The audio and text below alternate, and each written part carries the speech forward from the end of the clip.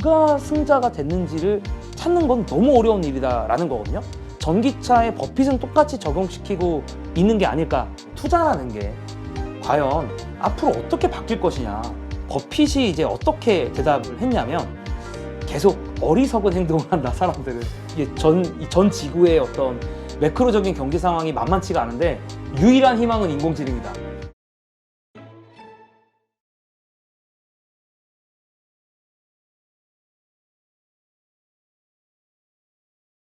자, 요즘 그 전기차 관련해서 뭐 이제 미국이 내부에 이제 밸류체인을 채워가면서 이제 뭔가 확장하려는 어떤 그 움직임이 있잖아요. 그럼에도 불구하고 생각보다 크게 늘진 않았다. 뭐 이제 침투율 8% 얘기 나오고 있고 어떻습니까? 이 관련된 이야기도 좀 있었나요?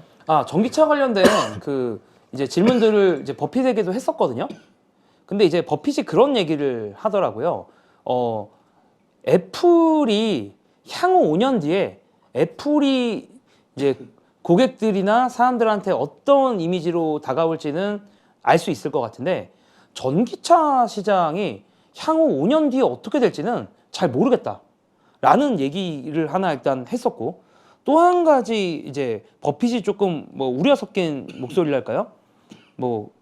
네, 우려 섞인 목소리를 했던 거는 그 자본 지출이 전기차 쪽을 이제 계속 뭐 공장도 증설해야 되고 만들다 보니까 자본 지출이 너무 많다. 이제 그런 부분에 대해서 좀 약간 부정적인 이야기들, 전기차에 대한 질문 나왔는데, 그래서 자기는 좀 전기차에 대해서는 뭐 돌려 이야기를 한 거죠. 좀 부정적이다. 그렇기 때문에 지금 뭐 BYD 이제 거의 다 팔았나요? 아니면 제로거나 거의 다 팔았거든요. 거의 절반으로 줄었다고. 네, 9개월 만에. 네, BYD 계속 팔고 있거든요. 그러니까 거의 유일하게 전기차 관련된 거 그 버핏이 갖고 있는 거는 BYD인데 계속 이제 비중을 축소해 나가고 있는 과정 속이라서 아마도 그런 이야기를 하지 않았나. 그리고 또한 좀 첨단 산업이다 보니까 버핏이 확실히 좀 이야기를 들어보면 좀 그런 첨단 산업에 대해서는 자신이 좀 미래를 예측하는 게 좀 어렵다.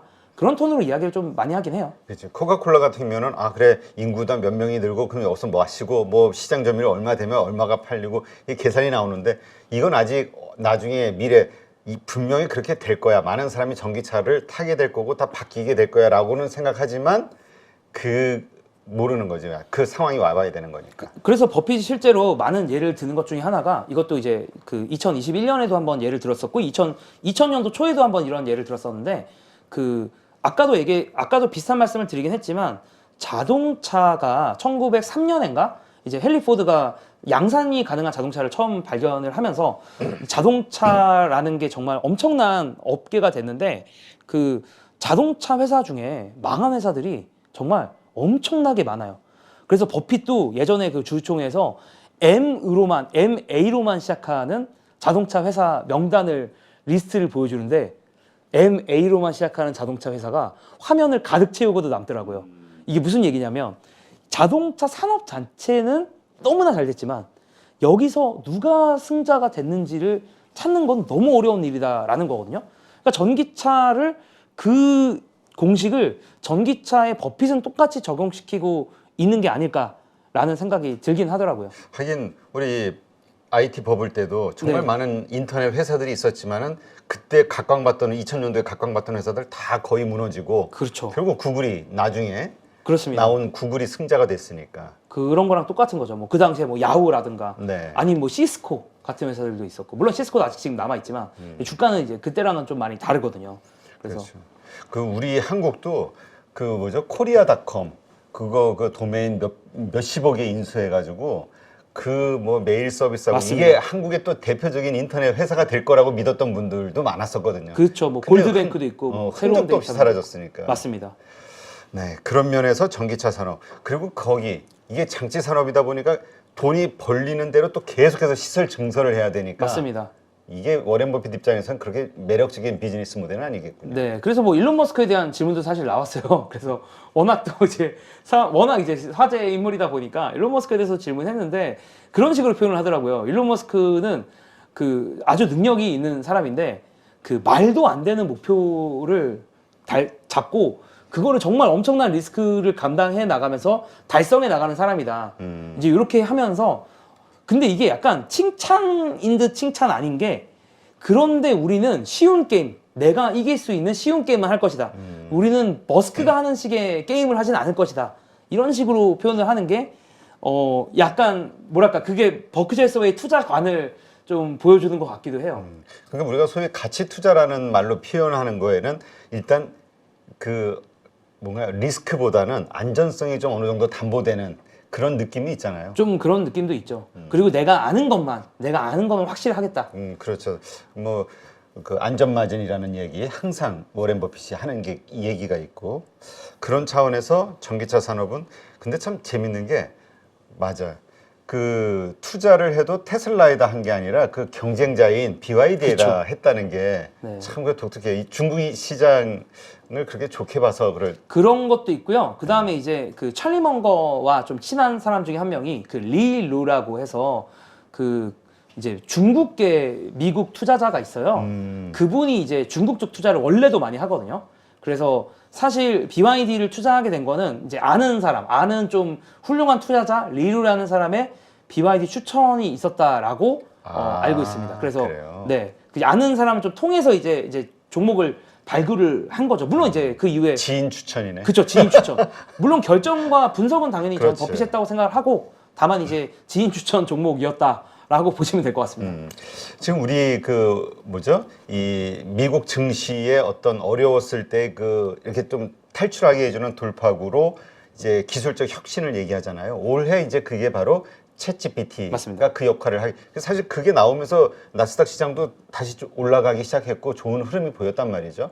이 부분과 관련한 AI와 관련된 이야기가 있었나요? 또 질문이 지금 딱 그 말씀하신 질문이 사실 나왔고요. 아 그래요? 네, 이 급변하는 시장, 이 인공지능 속에서 과연 이 가치 투자라는 게 투자라는 게 과연 앞으로 어떻게 바뀔 것이냐 그런 질문들을 했었어요. 그러니까 인공지능 때문에 투자라는 게 다 의미가 없어지는 거 아니냐 이제 이런 질문을 버핏에게 썼는데 버핏이 이제 어떻게 대답을 했냐면 그런 얘기를 하더라고요. 사람들이 계속 어리석은 행동을 한다. 사람들은 이게 뭐 인공지능이건 시대가 어떻게 바뀌건 사람들은 언제나 어리석은 일들을 하고 여러분들이 이제 저만큼의 자금을 운용하지 않는다면, 그러니까 워렌 버핏은 워낙 이제 운영하는 돈이 막 몇백 조 단위니까 저만큼의 돈을 운영하지 않고 적은 돈을 운영한다면 여전히 좋은 기회는 있을 거다. 사람들이 왜냐면 계속 어리석은 짓을 사람들은 계속 하니까.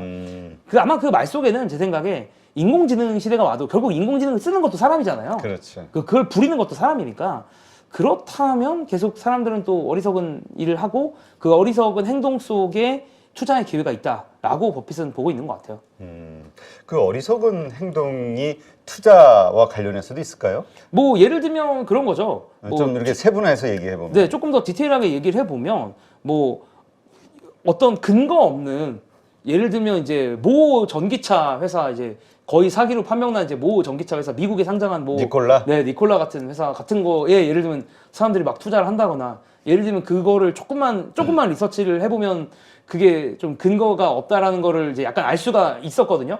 예를 들면 그 원래 CEO가 원래 지난번에 했었던 사업도 그런 거고 공장도 사실상 없고 그 다음에 촬영도 사실상 사기를 친 거고 그 다음에 차가 움직인 적은 한 번도 없고 예를 들면 그런 어떤 몇 가지 이제 조금 더 디테일하게 리서치를 해보면 근데 사람들은 이제 막 사기도 하고요. 그러니까 항상 시장의 과열은 많은 이제 좀 이제 투자를 하는 많은 대중 뭐 저도 그런 실수를 할 수도 있는 건데 뭔가 좀 제대로 알아보지 못하고 막 그냥 이게 좋다라고 하면은 정확하게 알아보지 않고 이제 막 사서 주가가 막 올라갔다가 또 이제 그런 주식들이 결국은 제자리를 찾아가잖아요. 그런 현상들은 사실 뭐 기술이 발전한 2021년, 22년에도 뭐 소위 말해서 뭐 밈주식이라는 얘기도 나왔었고 뭐 얼마 전에 파산한 그 BBBY라는 뭐 그런 브랜드도 있잖아요. 지인도 거기 혹시나 하고 한번 투자해봤다고. 네.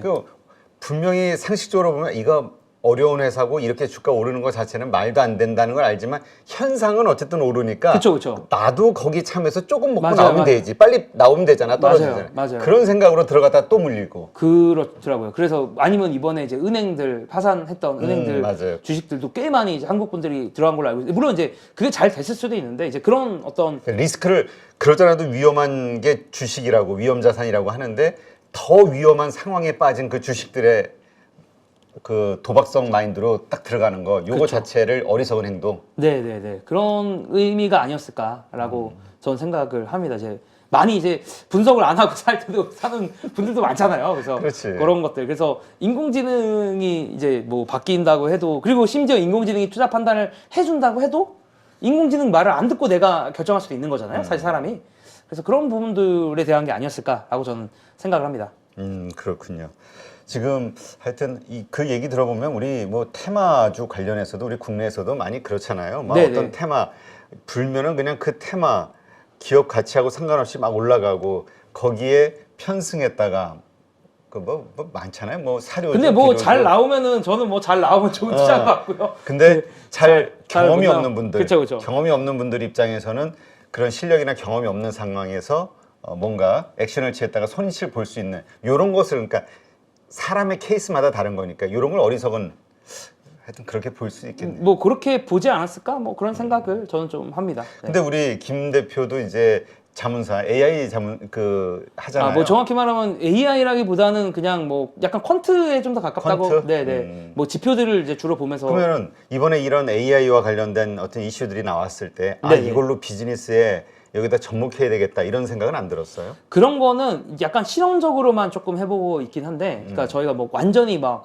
모든 비즈니스를 다 바꾸는 거는 솔직히 말하면 당장은 너무 좀 성급한 일인 것 같고, 다만 이제 실험적으로 내부적으로 실험적으로 좀 해보는 것들이 좀 있기는 해요. 아, 그래요? 네, 그래서 뭐 아주 단순하게는 뭐 사람들이 어떤 상담 같은 거라든가, 왜냐하면 이제 궁금하거나 뭐 이런 거 투자에 대해서 궁금하거나 이런 게 있을 수 있으니까 그런 걸 좀 챗GPT랑 연결시켜서 이제 그 상담이나 바로 챗봇 형태로 해보는 걸 이제 아주 단순하게 좀 내부적으로 해봤던 게 좀 있고, 그 외에도 이제 뭐가 있을까 저희도 계속 리서치를 하고 있긴 해요.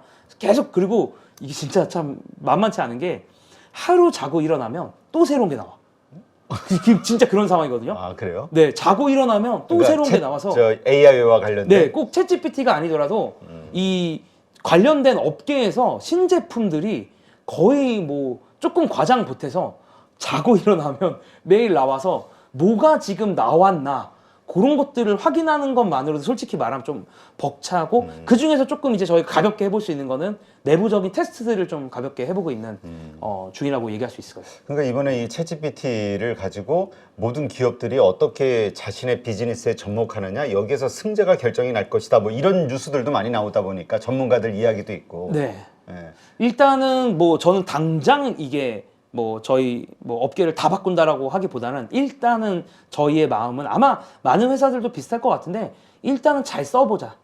일단 잘 사용하다 보면 좀 길이 보이는 것 같고, 또 한편으로는 근데 이것도 있는 것 같아요. 좀 투자와 관련된 관점에서 그냥 진짜 순수히 관련된 종목의 관점에서만 조금 더 이야기를 해보자면, 요즘에 사실 대가들, 아마 뒤에도 자연스럽게 대가 얘기를 하려고 했는데, 대가들이 요즘에 확실히 친인공지능으로 정말 많이 바뀌었어요. 아, 그래요? 그 종목 매수에서도 이번에 이제 그 13F라고 해서 이제 미국의 이제 대형 기관들은 어떤 미국 주식을 보유하는지를 분기별로 공시를 해야 되는데, 1분기 공시 자료가 5월 15일 날 다 나왔거든요. 그래서 그 자료를 봤을 때 되게 재밌었던 게, 레이 달리오, 예를 들면 뭐 많은 분들도 잘 아실 투자의 대가라고 할 수 있는 레이 달리오가 이번에 이제 그 보유 종목을 봤더니, 원래 레이 달리오 회사 리포트나 이런 걸 보면 빅테크에 대해서, 미국 주식에 대해서 상당히 좀 부정적으로 이야기를 많이 했었거든요. 그래요? 역사적으로 지금까지 한 몇 년 동안 부정적으로 이야기를 했는데, 최근에 레이 달리오가 담은 종목들이 다 빅테크예요. 그래서 뭐 마이크로소프트, 메타, 구글 이런 것들을 많이 담은 걸 보면서, 와, 완전히 저는 레이 달리오를 팔로우업을 쭉 하면서 레이 달리오가 이런 빅테크 종목을, 개별 종목을 이렇게 많이 담은 거는 좀 처음 봤거든요. 그래서 일단 하나 놀랐고, 또 레이 달리오 글을 봐도 사실 본인 스스로도 가장 최근에 쓴 글들을 좀 보면, 요즘에 사실 이 전체 전 지구의 어떤 매크로적인 경제 상황이 만만치가 않은데, 유일한 희망은 인공지능이다. 아예 그렇게 글에 대놓고 써놨어요. 성장과 관련해서 모든 건 다 부정적인데, 뭐 예를 들면 부채 상황이라든가, 아니면 뭐 양극화라거나, 아니면 국가 간의 어떤 지정학적인 갈등이라든가, 이런 거 다 부정적인데 유일하게 긍정적인 거 하나, 바로 인공지능, 기술의 발전이 정말 어마어마하다. 이런 얘기를 글로 써놔서 레이 달리오가 인공지능에 대해서 긍정적이다라고 생각을 했는데 막상 이번에 1분기에 그 매수한 종목을 봤더니 다 방금 말씀드린 메타라든가 마이크로소프트, 구글 같은 이제 사실 애플은 빠졌는데 애플이 빠졌다는 것 자체가 어떻게 보면 인공지능 제일 잘하는 그러니까 애플이 상대적으로 지금 인공지능에서 뭔가 보여주고 있지 못하거든요. 그렇죠. 그래서 오히려 더 인공지능과 관련된 저는 배팅이었다라고 보고 있고 그 다음에 또 한 가지 조지 소로스의 파트너였던 스탠리 드러큰밀러도 이번에 그 1분기 보유 종목을 딱 그 공개가 됐는데 한 5천억 원, 6천억 원어치의 금액으로 더 증액을 했어요. 그러니까 엔비디아랑 마이크로소프트를 딱 샀어요. 근데 이제 마이크로소프트는 여러분들도 아시다시피 챗GPT를 만든 회사의 이제 모회사라고 볼 수 있는 거고, 그 다음에 이제 엔비디아는 인공지능이 뭔가 계산을 하려면 결국엔 다 엔비디아 칩을 써야 되거든요. 네. 그러니까 그 뭐 골드러시에도 돈 많이 번 사람은 금 캐던 사람이 아니라 청바지 만들던 사람이다. 맞아요. 뭐 이런 얘기가 있는 것처럼 엔비디아도 어떻게 보면 청바지 만드는 곡괭이 만드는 사람이거든요. 만드는 회사거든요. 그러니까 그래서 엔비디아에 이렇게 베팅을 이제 세게 이제 한 게 아닌가 뭐 이런 생각이 들었고, 또 하나 또 유명한 그 대가 중에 한 명이 폴 투더 존스라고 또 되게 유명한 헤지펀드 매니저가 있는데 그분도 이번에 이번에 그분 매매 종목까지 제가 이번에 확인을 못했는데 그분이 이번에도 컨퍼런스에서도 AI가 유일한 희망이다. 그분도 똑같이 다 그렇게 이야기를 하더라고요. 그만큼 확실히 지난 분기, 이번 분기까지 해가지고 이 챗GPT가 만들어준 충격 자체가 투자 업계에서도 되게 엄청나다 이런 생각을 저는 좀 최근에 대가들의 코멘트를 보면서 그런 생각을 좀 했어요. 네. 하긴 그 분위기가 처음에는 챗GPT 나왔을 때 뭐죠? 뭐 한 달 만에 뭐 얼마 돌파했고 1억 명 돌파하는데 뭐 다른 어떤 서비스보다도 빠르고 뭐 이런 것들 가지고 이게 얼마나 혁신적인 것이고 얼마나 생활에 영향을 미칠 것인지에 대한 가능성을 이야기했던 게 기억은 나는데 어느 순간부터 갑자기 모든 그 전문가들 이걸 도입을 해야 되고 이것을 활용해야 된다 이런 식으로 바뀌는 그 흐름을 보면서 이게 정말로 영향력이 있는 거구나 이런 생각이 들긴 하더라고요. 네, 저는 뭐 더군다나 이제 업계에 저도 원래 이제 그 IT 개발자 이쪽 그렇지, 출신이었기 때문에 네. 그 주변의 지인들 얘기를 많이 들어보면 확실히 톤이 많이 바뀌었고 다 인공지능은 정말 완전히 바뀌었고 이거는 그냥 주변의 얘기는 그냥 아이폰 만들어진 순간이랑 다름없다. 그런 얘기를 하고 있는 게 주변의 업계 전문가들도 이제 업계 전문가들조차 그렇게 이야기를 하고 있는 상황이고 저도 정말 엄청나게 관심 있게 지켜보고 있는 부분이라고 할 수 있습니다. 네. 하여튼 실체가 있는. 그러니까 왜냐하면 인공지능 하면 아직은 돈을 못 버는 오히려 돈을 더 투자를 해야 되는 산업이다 보니까 실체가 없다. 과연 돈 벌 수 있겠느냐에 대한 증거가 나오기 전까지는 뭐 좀 허상 아니냐 이렇게 생각하는 사람도 있지만 어쨌건 많은 그 산업을 변화시킬 만한 파워는 가지고 있다. 이렇게 좀 봐야 되겠군요. 네, 저는 사실 썸네일 만들 때도 제목 만들 때도 이미 인공지능 써서 하고 있어요. 어떻게? 뭐, 좀 알려줘봐. 아니 뭐 버핏 그림 같은 거 제가 인공지능한테 그리게 할 때도 있어요. 버핏이 어떤 행동을 하고 있는 그림을 그려줘. 뭐 이런 거를 이제 입력을 하면은 그림을 그려주거든요. 그러면 이제 그 그림 그려서 쓰는 거죠. 왜냐면 버핏 사진만 쓰기엔 한계가 있으니까. 챗GPT에서? 챗GPT 말고 다른 그거는 미드전이라는 다른 그림 그리는 툴인데 요즘 그림도 엄청 잘 그리거든요. 그래서 그림 그리는 툴을 저는 이제 인공지능을 좀 많이 활용하고 있고 제목 같은 거 유튜브 제목 같은 거 만들 때도 저는 챗GPT 많이 활용합니다. 어떻게? 제가 어떤 유튜브 내용인지를 쭉 설명을 하고요. 한 5줄 정도로 내가 이런 영상을 만들었는데 네가 유튜버라고 생각하고 어떤 제목을 쓰면 좋을까? 너가 제목을 10개 정도만 얘기해봐. 그럼 그 10개를 쭉 리스트업을 해주거든요. 챗GPT가. 그래요? 그 10개 중에 하나 골라요. 그러니까 이런 식으로 뭔가 챗GPT나 이거에 완전히 뭐죠? 모든 업무에 적용이 돼가고 있다는 게 이게 무서운 것 같아요. 네, 저는 사실 거의 제 업무의 절반 이상은 이제 챗GPT로 할 수 있을 것 같아요. 이제 앞으로. 지금 당장은 저도 그렇게 못하고 있지만 절반 이상은 인공지능으로 제가 하던 업무들을 그러니까 유튜브 관련된 업무들 유튜브 관련되지 않은 업무조차 제가 하는 업무의 한 절반 이상은 아마 인공지능이 대체할 것 같아요. 그러니까 가장 그 사무직 그 기획 쪽 파트에서 일하시는 분들이 그 기다리는 게 그거더라고요. 그 PPT 네. 그거 나오면 그냥 지금 얘기한 대로 딱 내용 얘기해주면 알아서 탁 만들어주는 거. 맞습니다. 프레젠테이션. 맞습니다. 그거 어느 정도 저도 아직 그 실제 제품 써보지 않았지만 그거 만든다는 거 보면은 근데 가능할 것 같아요. 이제 왜냐면 챗GPT가 제일 의미가 있는 건 뭐냐면 인공지능이 말을 이해하기 시작했어요. 아, 그게 제일 커요. 언어를 이해하고 있잖아요. 지금 써보신 분들은 아마 다 공감하실 텐데 언어를 이해했다라는 건 걔한테 시킬 수 있는 일이 엄청 많아진다는 거예요. 그렇죠. 옛날에는 인공지능한테 일을 시킬 때, 컴퓨터한테 일을 시킬 때 기계어를 했어야 됐거든요. 프로그래밍 언어를 했어야 됐거든요. 그러면 아무나 못 시켜요, 일을. 그렇죠. 일을 시킬 수 있는 사람은 개발자로 제한이 됐는데 그렇지. 그 언어를 막 입력해야 되니까. 근데 자연어를 이제 이해할 수 있게 됐다는 게 그게 정말 저는 마치 그 인류가 원래 그 인지혁명이라고 하지 않습니까? 우리가 옛날에는 원숭이였다가 어느 순간에 갑자기 지능을 얻게 된 것처럼 저는 그 컴퓨터가 원래는 사람 말을 이해를 못했는데 자연어를 이해한 어떤 인지혁명의 순간으로 봐야 되지 않을까 뭐 그런 생각을 해요. 그러나 아까 얘기하셨듯이 이 인공지능 산업에 누가 최종 승자가 될지는 모른다. 또 그거는 좀 다른 얘기긴 합니다. 그래서 워렌 버핏이 한 얘기. 네, 그건 좀 명심할 필요가 있는데 다만 빅테크가 좀 유리해 보이는 부분들이 좀 있긴 해요. 왜냐면은 이런 챗GPT 같은 거를 만들기 위해서 그러니까 챗GPT도 원래 비영리 재단으로 시작을 했다가 마이크로소프트의 거의 절반 이상의 지분을 내어줄 수밖에 없었던 이유가 돈이 너무 많이 들어요. 이 인공지능이 엄청난 계산과 엄청난 그 지적 능력을 발휘하기 위해서는 엔비디아의 GPU가 필요하거든요. 그렇죠. 그거를 참 어마어마한 개수를 사야 되고 챗GPT 만드는데 돈만 몇천억 원이 들었다라고 지금 추산을 하고 있거든요. 그럼 몇천억 원이 들었다는 건 뭐냐면은 돈이 애초에 많은 회사들만 할 수 있는 게임이라는 거예요. 그렇죠. 스타트업은 하고 싶어도 못해요. 그래서 요즘에 유망한 스타트업들이 몇 군데 있긴 한데 그런 스타트업들이 결국에는 마이크로소프트라든가 아마존이라든가 아니면 뭐 구글이라든가 이런 곳에 투자를 받는 형태를 선택을 하더라고요. 그렇지 않 그거 혼자서 못 가니까. 혼자서 못 가니까. 네, 그렇게 되는 거거든요. 그래서 네. 좀 그런 부분들이 있다고 얘기할 수 있을 것 같습니다. 하여튼 인공지능 이 부분은 아마 계속 지켜봐야 될 화두가 될 것 같고요.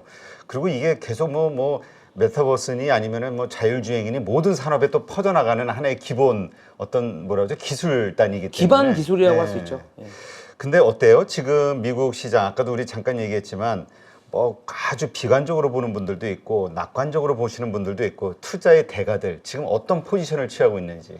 뭐 예를 들면 아까 말씀드렸던 레이 달리오 같은 경우는 조금 부정적이다라고 얘기할 수가 있는 것 같습니다. 근데 기본적인 이유들은 뭐 크게 다르진 않아요. 뭐 은행 위기들이라든가 아니면 부채 자체가 지금 너무 높은 수준에 있으니까 이제 그런 부분들에 대해서 또 지정학적인 어떤 다툼 그리고 정치적인 갈등 또 미국도 정치 갈등이 좀 있다 보니까 그렇죠. 그런 것까지 이제 종합해서 레이 달리오랑 스탠리 드러큰밀러 같은 경우는 조금 부정적으로 보고 있는 것 같고요.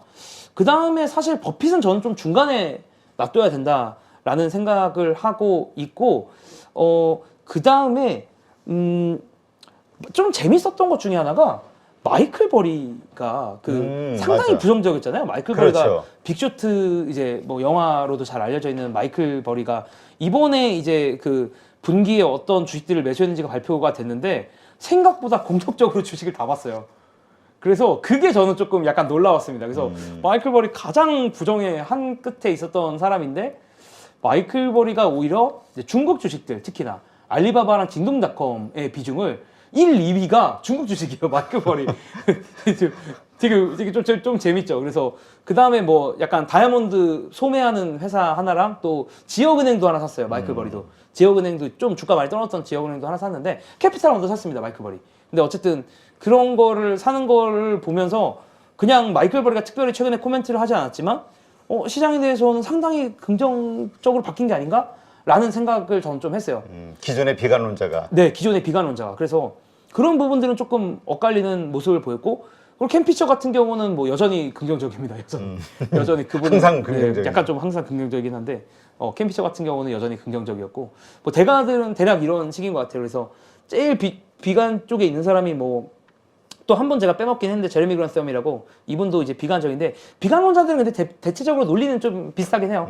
뭐 부채라든가 부채인데 단기적으로 너무 금리를 많이 올렸고 단기적으로 금리를 많이 올리면 항상 문제가 터지고. 그렇죠. 근데 지금 문제가 터졌던 것 중에 하나가 뭐 우리가 봤었던 뭐 실리콘밸리라든가 뭐 퍼스트 리퍼블릭이라든가 이런 것들이 이제 문제가 터졌는데 다른 곳 어디에서 또 터질지 모른다. 그렇죠. 예, 비관론자들의 문제는 이제 금리를 올리면 은행만 문제가 생기는 건 아니잖아요. 지금 뭐 사실 사업하시는 분들도 다 문제가 생길 수 있는 거고. 그래서 어디서 문제가 생길지 모른다라는 게 이제 좀 비관론자들의 기본적인 좀 논리인 것 같아요. 사실 경제학자들 그냥 논리대로만 보면 이게 맞는 얘기긴 하죠. 과거에도 그랬었다는 데이터들이 있고. 그렇죠. 근데 그럼에도 불구하고 이런 투자자들 이렇게 투자를 한 그 긍정론자들의 그 긍정 이유는 뭡니까?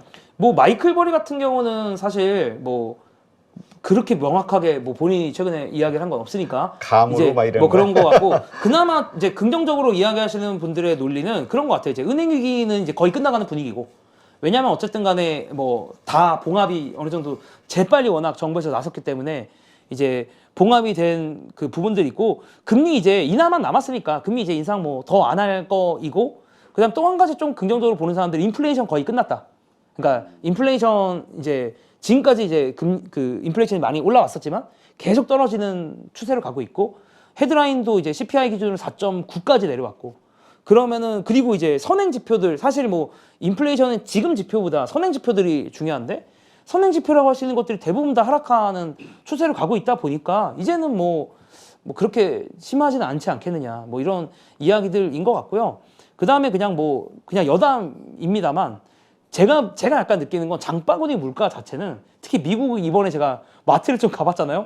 생각보다 그렇게 많이 올라오진 않았어요. 아, 그래요? 근데 약간은 좀 이 한국이 더 비싸서 그렇게 느낄 수도 있을 것 같은데 레스토랑 물가는 좀 비쌌지만 장바구니 물가는 그래도 그렇게 많이 치고 올라오진 않았다라는 느낌을 그냥 저는 약간 소위 공산품. 예, 공산품들은 그래도 그렇게 많이 좀 올라오지 않았다라는 느낌을 받아서 생각보다 저렴하더라고요. 제가 가서 보니까. 가끔 슈퍼 가서 그 밀크 뭐 버터 이런 거 가격 그 사이즈하고 네. 이런 거 비교해봤던 영상 기억이 나는데 한국에 비하면 엄청 싸긴 하더라고요. 예, 그래서 이게 한국 효과인지는 저도 정확히 모르겠는데 엄청 싸고 왜 이렇게 싸지? 현지는 비싸다고 네, 하는데. 현지에서 뭐 비싸다고 할 수도 있는데 그렇게 생각보다 비싸지 않다라는 생각을 하면서 저는 이제 좀 샀어요. 예. 그러면 어쨌든 우리 김단태 대표도 어쨌든 투자자문사를 운영하고 네, 있고 네, 네. 또 실질적으로 큰 돈을 투자하고 있으니까 네. 지금 투자의 포지션이 어떻습니까? 어떻게 보세요 시장을? 근데 사실 이제 저희 회사적으로는 일단은 기본적으로는 저희가 자산 배분이고 그 계속 사실 좀 중립적으로 갔다라고 말씀드리는 게 맞을 것 같아요. 그러니까 이 자산 배분하는 이유 자체가 사실은 시장을 뭔가 예측하는 게 쉽지가 않으니까 공격 수비 그 어느 한쪽에도 그러니까 양쪽의 균형을 맞추자인 게 기본적인 그 제가 추구하는 그렇죠. 투자여서 특별히 공격적이거나 수비적이다라기보다는 좀 중립적으로 포지션을 뭐 갖춰놓고 하고 있다라고 말씀드릴 수 있을 것 같아요. 개인적으로는 뭐 개인적으로도 크게 다르진 않아요. 저도 막 그렇게 개인적으로도 좀 비슷하네요. 지금 상황은. 근데 그래서 그 시장이 이제 바뀌었어. 중립적인 시각이라면 정말 좋아졌어. 이제는 정말 조심해야 돼. 빼야 돼. 안 좋아졌어. 이렇게 딱 변곡점이 나올 거 아니에요. 그런 것을 뭘 가지고 판단을 할까? 어떤 일이 생기면 그런 식의 판단을 할까 궁금해요. 저는 뭐 아주 단순하게는 결국에는 또 뭔가 금융 쪽 관련된 이슈들이 생기는 게 위기 상황. 네. 근데 뭐 부채 한도 이런 건 사실 솔직히 말하면 저는 그렇게 심각하게 보고 있지는 않고요. 부채 한도 뭐 결국에 또 뭐 서로 뭐 양당이 뭐 줄다리기 하다가 뭐 어떻게 해결이 될 건데 결국에는 금융 쪽에 어떤 영향을 미치는 게 그러니까 그게 뭐 상업용 부동산일 수도 있고 그러니까 상업용 부동산도 솔직히 조금 문제긴 하거든요. 그래서 그러니까 그냥 개별 어떤 섹터나 종목이 무너지는 거는 솔직히 그렇게 걱정이 안 되는데 금융 쪽을 어떻게 이제 딱 건들기 시작하면 그게 확실히 좋지는 않은 신호인 것 같아요. 그게 결국은 또 금융 주식이나 은행 쪽이나 이게 움직이는 게 트리거가 되지 않을까 그런 생각을 하고 있습니다. 그러니까 사실 비관론자들이 얘기하고 있는 그 근거들이 현실로 올 수 있는 가능성은 있으니까 그게 네. 오는지 안 오는지 확인해 보자. 네. 이렇게 이해를 하면 되겠네요. 그리고 조금 더 개인적으로는 그런 금융 상황이 악화돼도 문제가 없는 주식들을 그래서 조금 더 담고 싶은 느낌을 받는 것 같아요. 어떤 주식들이 거기에 해당이 돼요? 예를 들면 그냥 아주 단순하게는 그냥 현금 창출 능력이 있으면 그 회사가 돈 잘 버는 회사. 네, 돈 잘 벌어서 부채를 뭐 계속 갚아나가고 있다거나 부채가 별로 없는 회사들 그냥 그 일단은 그것만 좀 집중을 해도 실제로 그리고 그 주식시장에서도 그 흑자로 돌아선 주식들의 주가는 상당히 급등했는데 흑자가 아니면 계속 주식이 흘러내리는 좀 경향들이 있더라고요. 그래서 뭐 저는 어쨌든 테크 쪽을 제가 잘 많이 보니까 테크 주식들 중에서 흑자나 현금 창출 능력이 있는 회사들은 좀 긍정적으로 보고 있어요. 알겠습니다. 네, 오늘 이렇게 해서 워렌 버핏 우리 할아버지부터 시작해서 투자의 대가들의 미국 현재에서의 그 투자의 어떤 기준 아니 그 뭐랄까 포지션 이런 것들에 대해서 한번 좀 점검을 해봤고요. 또 현장의 생생한 워렌 버핏에 대한 말씀도 좀 들어서 우리 투자하시는 분들이 지금 내가 들고 있는 주식 어떤 주식인가에 대해서 다시 한번 생각해 볼 수 있는 기회가 되지 않았을까 싶습니다. 오늘 이렇게 좋은 인사이트 그리고 이렇게 좋은 선물 해주신 우리 김단태 대표님 오늘 수고 많았습니다. 고맙습니다. 네, 감사합니다.